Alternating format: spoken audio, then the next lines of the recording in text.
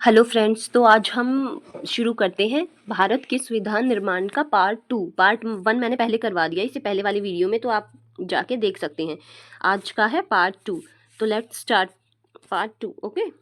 और ये सब ना PYQ हैं, अलग अलग एग्जाम में आए हुए, तो आप इनको बहुत अच्छे से देखोगे तो बहुत बहुत ज़्यादा हेल्पफुल होंगे ये आप सभी के लिए। ठीक है, तो हमने यहाँ तक कर लिए थे कि प्रारूप समिति के अध्यक्ष कौन कौन से थे, यानी कि हमने 20 क्वेश्चन वैसे कर लिए थे, बट आज भी मैं 20 वाला क्वेश्चन करवा देती हूँ। भारत की संविधान निर्मात्री सभा की सलाहकार समिति निम्न में से किन कार्यों के लिए स्थापित की गई थी? जो सलाहकार समिति थी वो किस लिए स्थापित की गई थी?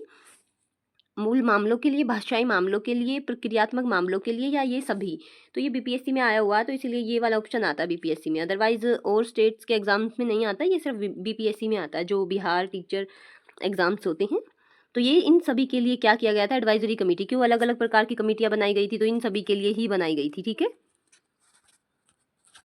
तो हम आगे शुरू करते हैं। तो आंसर क्या होगा? ये सभी। क्या आंसर होगा? ये सभी। ठीक है, तो आगे शुरू करते हैं हम। चलो, तो ये क्या कह रहे हैं? भारतीय संविधान सभा ने संविधान निर्माण के विविध कार्यों को निपटानों के लिए 22 समितियों का चयन किया था, जिनमें से 10 प्रक्रियात्मक मामले थे और 12 मूल मामले थे। क्या थे?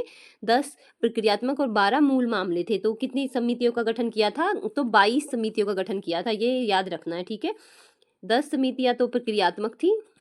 वैसे थोड़ा स्पीड से ही करवाऊंगी क्योंकि क्वेश्चंस एक एक टॉपिक के 100 हैं, तो ऐसे तो फिर बहुत सारी वीडियोस बन जाएंगी। मैं सोच रही हूँ कि 2 या 3 पार्ट में एक एक टॉपिक कवर करवाती चलूँ। ठीक है, तो आगे देखो, भारत की संविधान निर्मात्री सभा ने निम्न में से मुख्यतः किन मामलों पर समितियों की सहायता से कार्य करना पसंद किया था? तो किन मामलों पर? मौलिक अधिकारों पर, सामुदायिक मामलों पर, प्रक्रियात्मक मामलों पर, या इनमें से सभी? तो इसका भी आंसर क्या है? इन सभी के लिए समिति बनी थी, तो ये ऑल ऑफ द अबव। ठीक है, ये है 22 समितियां थी, 10 प्रक्रियात्मक और 12 मूल मामलों के लिए थी। कितनी थी? 22 थी टोटल। तो ये भी फैक्चुअल क्वेश्चन पूछ लिया जाता है कि कितनी समितियों का निर्माण हुआ था? तो 22 समितियों का निर्माण हुआ था। हम एक संविधान के अधीन है, लेकिन संविधान यह है कि न्यायाधीश कहते हैं कि किस देश की न्यायपालिका को संदर्भित करने के लिए दिया गया। जो ये कथन है, ये किस देश की मतलब जो न्यायपालिका है उसको संदर्भित करता है, ये वाला जो पॉइंट कोट दिया गया है। तो ये ऑप्शंस देख लेते हैं हम। स्विट्जरलैंड, यूएसए, भारत, या इनमें से कोई नहीं, या इनमें से अधिक। तो वो क्या कह रहा कि वो कह रहा कि हम एक संविधान के अधीन है, लेकिन सुनो, जो इंडिया की जुडिशरी है वो तो बिल्कुल स्वतंत्र है, तो वो किसी संविधान के अधीन तो नहीं है। तो ये किसके बारे में कथन है? ये यूएसए के बारे में है, क्योंकि यूएसए की जो जुडिशरी है वो उनके संविधान में कंसीडर की जाती है, उनके संविधान में आती है। ठीक है, एक आदर्श संविधान के विषय में सत्य कथन की पहचान कीजिए। Identify the true statement about an ideal constitution. ठीक है, तो ये क्या है? यह जन आकांक्षाओं को प्रकट करता है, यह विश्वास व समन्वय पैदा करता है, यह बताता है कि सरकार का गठन कैसे होगा। तो ये क्या है? ये ऑल ऑफ अबव। इनका आंसर क्या आएगा? डी, ऑल ऑफ अबव, क्योंकि ये सारे ही काम हमारे संविधान के हैं। सरकार कैसे बनेगी, ये प्रोसीजर भी हमारे संविधान में लिखा गया है। ठीक है, तो ये देखो, ये रहा एक्सप्लेनेशन इधर है, तो आप ये एक्सप्लेनेशन भी देख सकते हो। एक आदर्श संविधान की निम्नलिखित विशेषताएं हैं। संविधान बुनियादी नियमों का एक ऐसा समूह उपलब्ध कराता है जिससे समाज के समूहों में न्यूनतम समन्वय और विश्वास बना रहे। संविधान सरकार को ऐसी क्षमता प्रदान करे जिससे वह जनता की आकांक्षाओं को पूरा कर सके। ठीक है, तो ये वाला, ये बाकी के 2 पॉइंट्स है, ये आप लोग पोज करके पढ़ लेना, तो क्योंकि ये बहुत लंबा हो जाता है फिर। ये देखो, देश का सर्वोच्च कानून, जिसमें किसी देश की राजनीतिक और समाज को चलाने वाले मौलिक कानून होते हैं, तो उनको क्या कहते हैं? The supreme law of the country which contain the fundamental laws governing the politics and society of a country, it's called. तो उनको क्या कहते हैं? उनको कहते हैं हम कॉन्स्टिट्यूशन, क्योंकि इसी में सब कुछ लिखा होता है, तो इसको हम क्या कहते हैं? संविधान। तो इसको हम कहते हैं संविधान। ठीक है, इट्स कॉल्ड कॉन्स्टिट्यूशन। संविधान देश का सर्वोच्च कानून है जिसमें किसी देश की राजनीतिक और समाज को चलाने वाले मौलिक कानून होते हैं। देश का सर्वोच्च कानून होने की हैसियत से संविधान नागरिकों को अधिकार, सरकार की शक्ति और कामकाज और तौर तरीके निर्धारण करता है। तो ये एक्सप्लेनेशन आपको हेल्प करेंगी। ठीक है, तो इसके साथ साथ ये देखो, भारत का राजधर्म क्या है? तो भारत का कोई भी राजधर्म नहीं है, हिंदू, बौद्ध, जैन नहीं। We are secular, we are धर्म निरपेक्ष, यानी कि हम धर्म निरपेक्ष हैं। भारत का कोई धर्म नहीं है, वो किसी भी धर्म के प्रति संवेदनीय नहीं है, या तो सभी के प्रति है या किसी के भी नहीं। तो क्या है?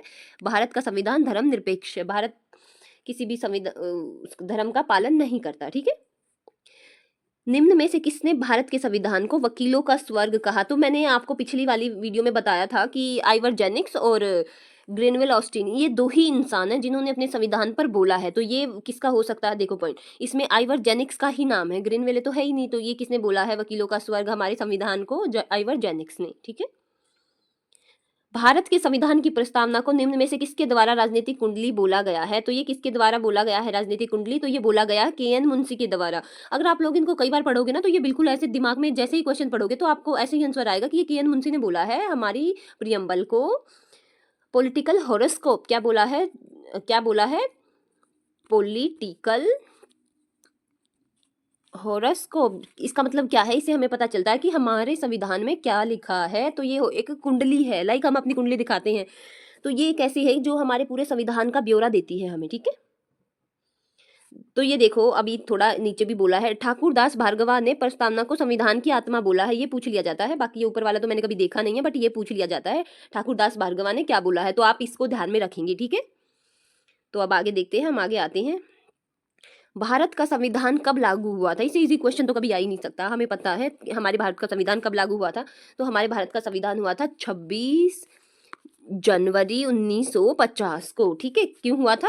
कब हुआ था? 26 जनवरी 1950 को। ठीक है। इनमें से किन्हें ऐतिहासिक उद्देश्यों को संविधान सभा ने प्रस्तुत किया था? इनमें से, यहाँ आएगा, इनमें से किसने, ये आएगा इसमें, इनमें से किसने, किस अलग और ने, किसने ऐतिहासिक उद्देश्य को, यानी कि इन्होंने क्या पूछा है? इन्होंने पूछा है कि उद्देश्य प्रस्ताव किसने प्रस्तुत किया था। तो वो किसने किया था? ये बहुत ही आसान क्वेश्चंस हैं। ये जवाहरलाल नेहरू ने किया था। और कब किया था? ये बार बार पूछ लिया जाता है। ये देखो, 13 दिसंबर 1946 को किया था। और ये इसको तो 46 को तो हमने इसको जवाहरलाल नेहरू जी ने इसको प्रस्तुत किया था। और 47 यानी कि 13 दिसंबर को किया था। और 22 जनवरी 1947 यानी कि 1947 को हमने इसको अपना लिया था। ठीक है। और इसको कहाँ रखा था? हमने इसको मूल ढांचे के रूप में, यानी कि प्रस्तावना बना दिया था। ठीक है।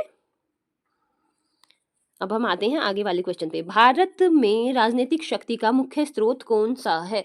तो भारत में राजनीतिक शक्ति का मुख्य स्रोत कौन सा है? संविधान, सर्वोच्च न्यायालय, लोग। कौन सा है? हमारे संविधान, सर्वोच्च न्यायालय, लोग और संसद। तो हमारे क्या बोलता है? हमारा जो संविधान है वो क्या कहता है कि सारी शक्ति जनता के हाथों में होगी। तो हमारा जो शक्ति का केंद्र है वो क्या है? The people. तो क्या है? The people.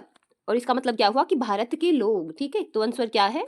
थर्ड, भारत के लोग यानी कि जनता। 31 क्वेश्चन, भारत एक प्रजातांत्रिक गणराज्य है क्योंकि भारतीय संविधान की व्यवस्था की है। क्योंकि इसने क्या किया? भारतीय संविधान की व्यवस्था की है। ठीक है। इन्होंने क्या बोला है? India is a democratic Republic because the constitution of India has provided for. तो क्या बोलता है ये? An elected president. तो हमारा प्रजातांत्रिक गणराज्य क्यों है? गणराज्य, रिपब्लिक डे क्यों मनाया जाता है? क्योंकि जो हमारा राष्ट्रपति है वो चुनाव द्वारा आया है, चाहे उसका इनडायरेक्ट ही हुआ है, बट वो एक, मतलब लाइक वो मोनार्की के द्वारा नहीं है, वो चुना गया है लोगों के द्वारा। ठीक है। तो इसका आंसर क्या आएगा? एन इलेक्टेड प्रेसिडेंट, निर्वाचित राष्ट्रपति की। ठीक है। देखो ये रहा, भारत एक प्रजातांत्रिक गणराज्य क्योंकि भारत में वंशानुगत यानी कि मोनार्की से शासन नहीं चलता। इससे संसदीय प्रणाली की सरकार वाला एक स्वतंत्र, संपन्न, समाजवादी, लोकतांत्रिक गणराज्य। इसीलिए भारतीय संविधान ने निर्वाचित राष्ट्रपति की व्याख्या की है। क्या की है? व्याख्या की है। तो आगे देखो, who presided over the first meeting of the constitution assembly. तो क्या पूछा इन्होंने? प्रथम बैठक की प्रिसाइडेड यानी कि किसने उसको अध्यक्ष, उसकी जो अध्यक्षता है किसने की थी? उसके अध्यक्ष कौन थे? तो कौन थे? तो हमें पता है कौन थे? सच्चिदानंद सिन्हा। बच्चे कंफ्यूज हो जाते हैं कि राजेंद्र प्रसाद जी, लेकिन ये तो सच्चिदानंद सिन्हा के बाद थे। जो फर्स्ट मीटिंग 9 तारीख को हुई थी, 9 दिसंबर को, उसके अध्यक्ष किसे चुना गया था? जो सबसे उम्र दराज व्यक्ति था वो कौन था? सच्चिदानंद सिन्हा जी। ठीक है। उसके बाद 11 तारीख को जो मीटिंग हुई उसमें राजेंद्र प्रसाद को परमानेंट अध्यक्ष चुन लिया गया था। ठीक है। ये टेम्परेरी थी। ये देखो, ये अस्थायी अध्यक्ष थे। बाद में संविधान सभा के स्थायी अध्यक्ष डॉक्टर राजेंद्र प्रसाद जी को चुन लिया गया था। किसको चुन लिया गया था? डॉक्टर राजेंद्र प्रसाद जी को। ठीक है। तो इसके बाद हम आते हैं 33 क्वेश्चन पे।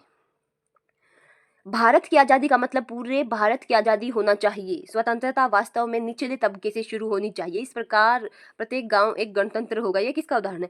अब ये देख लो आप लोग, अगर आपको नहीं भी आता है तो इसको पढ़ने से ही पता चल रहा है कि जो गांव को सेंटर बनाना चाहते थे शक्ति का, तो वो कौन थे? महात्मा गांधी जी थे। अगर हम ऐसे पता लगाएं तो वो कौन थे? महात्मा गांधी जी थे। ठीक है, तो हम इसके ऑप्शंस पे चलते हैं। ये देखो फर्स्ट ही ऑप्शन है महात्मा गांधी जी, तो इसका आंसर भी फर्स्ट ही है। ठीक है, भारत की आज़ादी का मतलब पूरे भारत की आज़ादी होना चाहिए। स्वतंत्रता वास्तव में निचले तबके से शुरू होती है। इन्होंने ही कहा था कि जब हमारे गांव विकसित होंगे देन हम विकसित होंगे। ठीक है, क्या बोला था? जब हमारे गांव विकसित होंगे देन हम विकसित होंगे। ठीक है, तो हम शुरू करते हैं अब आगे। और ये देख लो, ये भी पढ़ लेना। स्वराज की मांग किसने की थी? सर्वप्रथम महात्मा गांधी जी ने करी थी। ठीक है, इनमें से कौन सा संविधान सभा का सदस्य नहीं था? Who among the following was not a member of constitute assembly? तो कौन नहीं था? शरद चंद्र बोस, सरोजिनी नायडू, मौलाना अबुल कलाम, या इनमें से एक से अधिक, या इनमें से कोई नहीं? तो इनमें से क्या कोई नहीं? तो ये सब बिल्कुल भी हमारी संविधान सभा के सदस्य नहीं थे। आप लोग इनको ध्यान रखना, क्योंकि कभी कभी हम सोच लेते हैं जो हमारे फ्रीडम फाइटर्स थे ये उनमें थे, लेकिन ये संविधान सभा के सदस्य नहीं थे। महात्मा गांधी भी संविधान सभा के सदस्य महात्मा गांधी जी भी संविधान सभा के सदस्य नहीं थे। इनको ध्यान रखना। ये छोटी छोटी सिली मिस्टेक्स ये आपको एक नंबर पीछे ले जाती हैं, तो बी केयरफुल ऑलवेज। ओके, संविधान सभा में 389 सदस्य थे, 15 महिलाएं थी। ये ध्यान रखना, कितनी महिलाएं थी? 15 महिलाएं थी। ठीक है, कि पहली बैठक 9 दिसंबर को हुई थी और इसके अध्यक्ष कौन थे? सच्चिदानंद सिन्हा। और जो दूसरी बैठक 11 दिसंबर को हुई थी उसके परमानेंट अध्यक्ष चुन लिए गए थे राजेंद्र प्रसाद। ठीक है, इसका गठन कब हुआ था? 1946। कौन सा मिशन आया था? कैबिनेट मिशन 1946 के तहत संविधान सभा का गठन हुआ था। ये ध्यान रखना आप लोग। ठीक है, ये एसेशन रीजनिंग वाले क्वेश्चंस हैं, स्टेटमेंट्स वाले, और ये मैं हिंदी में ही पढ़ देती हूँ क्योंकि मोस्ट ऑफ बच्चे हिंदी में ही करते हैं, तो that's why I will read. जिन देशों में संविधान है वे सभी लोकतांत्रिक हैं। जिन देशों में लोकतांत्रिक शासन है वहां संविधान होगा। इन्होंने देखो क्या बोला है, जिन देशों में संविधान है वो लोकतांत्रिक है। नहीं, ऐसा नहीं हो सकता। कोरिया में भी है शासन लेकिन वहाँ लोकतंत्र नहीं है। चीन में भी है संविधान लेकिन वहाँ लोकतंत्र नहीं है। तो हम कैसे कह सकते हैं कि जहाँ संविधान होगा उधर लोकतांत्रिक होगा? तो पहली स्टेटमेंट क्या है हमारी? बिल्कुल सरासर गलत है। और जिन देशों में लोकतांत्रिक शासन है वहाँ संविधान होगा। ऑफ कोर्स वहाँ संविधान होगा, क्योंकि अगर लोकतंत्र है तो संविधान तो होगा ही होगा। तो इसका आंसर क्या आएगा? इसका आएगा कथन एक ठीक है। कहाँ मिलेगा? कथन एक गलत है और कथन दो सही है। ये देखो किस में आया हुआ है, केवीएस में आया है ये क्वेश्चन, केवीएस में। तो इनकी इंपॉर्टेंस समझ रहे हो आप लोग? समझो, अगर नहीं समझ रहे तो। ठीक है, ये देखो अभी ये आ गए हम, ये दे रखे हैं कि इसका क्या मतलब है, ये क्या है, ये क्या है और ये क्या है। तो हम चलो पढ़ते हैं। संप्रभु, संप्रभु क्या है? तो हम सीधा मैं बता ही देती हूँ आप लोगों को कौन सी चीज क्या है। संप्रभु क्या है? फैसले लेने का सर्वोच्च अधिकार लोगों के पास है, तो ये सोवेरेनिटी है। ठीक है, तो ध्यान रखना ये सोवेरेनिटी है। ए का आएगा 2। ठीक है, और गणतंत्र, गणतंत्र में क्या आएगा? शासन प्रमुख एक चुना हुआ व्यक्ति, इसीलिए हम गणतंत्र है। तो बी का क्या आएगा? 3। ठीक है, बी का क्या आएगा? 3। बंधुत्व, बंधुत्व का क्या मतलब है? लोगों को आपस में परिवार की तरह। यस यस, ये वाला ही चौथा। सी का 4। और फिर धर्मनिरपेक्ष तो रह गया। आप सरकार की किसी धर्म के निर्देशों के अनुसार काम नहीं करेगी तो उसी को क्या बोलते हैं? धर्मनिरपेक्ष। तो भारत क्या है? एक धर्मनिरपेक्ष देश है। तो इसका भी आंसर क्या है? ये देखो, ये है ए का 2, बी का 3, सी का 4, डी का 1। तो सी आंसर है। संप्रभु फैसले लेने का सर्वोच्च अधिकार लोगों के पास है। शासन प्रमुख एक चुना हुआ व्यक्ति होगा। गणतंत्र, बंधुत्व, लोगों को आपस में परिवार की तरह रहना चाहिए, तो बंधुत्व। और धर्मनिरपेक्ष, सरकार किसी धर्म के निर्देशों के अनुसार काम नहीं करेगी। ठीक है, तो क्या है इसका आंसर? सी। तो ध्यान रखना। ठीक है, हमारे संविधान की उत्पत्ति में ब्रिटिश सरकार की भूमिका का डैश द्वारा खुले रूप से विरोध किया गया था। तो किसने, कौन थे वो व्यक्ति? तो वो थे सोमनाथ लाहिड़ी। कौन थे? सोमनाथ लाहिड़ी।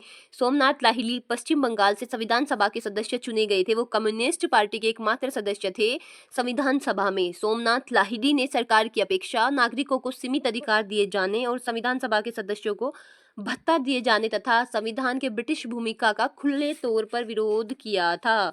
तो वो किसने किया था? सोमनाथ लाहिड़ी जी ने। ठीक है, किस संविधान संशोधन में समाजवाद और पंथ निरपेक्ष शब्दों को जोड़ा गया था? तो आप लोग ध्यान रखना, ये किस में जोड़े गए थे? ये 42वें संविधान संशोधन से जोड़ा गया था। मोस्ट ऑफ भी जो हमारे संविधान में और प्रस्तावना में प्रियम्बल में जोड़ा गया वो 42वें अमेंडमेंट से जोड़ा गया, और जो निकाला गया है ध्यान रखना, इन केस आपको ना आए तो वो 44वें अमेंडमेंट से निकाला गया है, ठीक है।